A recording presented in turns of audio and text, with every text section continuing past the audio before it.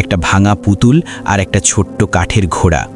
ঠিক সেই মুহূর্তে দোলনাটি হঠাৎ জোরে দুলতে শুরু করলো, যেন কেউ সজোরে ছেলে দিয়েছে।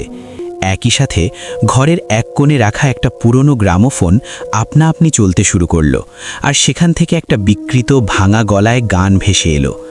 গানটি ছিল বীভৎসভাবে করুণ এবং দ্রুত লয়। অরুণ ভয়ে কাঁপতে কাঁপতে দরজা দিয়ে বেরিয়ে আসার চেষ্টা করল, কিন্তু দেখল দরজাটা ভেতর থেকে তালা মারা। সে যতই ধাক্কা দেয় দরজা ততই শক্ত হতে থাকে।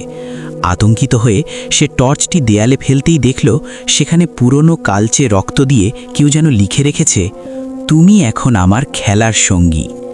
অরুণ চিৎকার করতে গিয়েও পারল না, কারণ তার গলা দিয়ে কোনো আওয়াজ বেরোলো না। সে দেখল তার চারপাশে দেয়ালের ছায়াগুলো যেন দীর্ঘ থেকে দীর্ঘতর হচ্ছে, এবং এক একটি ছায়া এক একটি বীভৎস মুখ হয়ে তার দিকে এগিয়ে আসছে। তারপর কি হয়েছিল তা কেউ জানে না। পরদিন সকালে গ্রামের লোকেরা যখন বাড়িতে ঢুকল, তখন শুধু অরুণের ক্যামেরা এবং টর্চটি মেঝেতে পড়ে থাকতে দেখল। ক্যামেরার শেষ ছবিতে ছিল শুধু একটি ঝাপসা অস্পষ্ট দোলনা, যার পেছনে দুটো জ্বলন্ত চোখের মতো আলো দেখা যাচ্ছিল। আর সেই থেকে হেমন্ত কুটিরের রহস্য আরও গভীর হলো।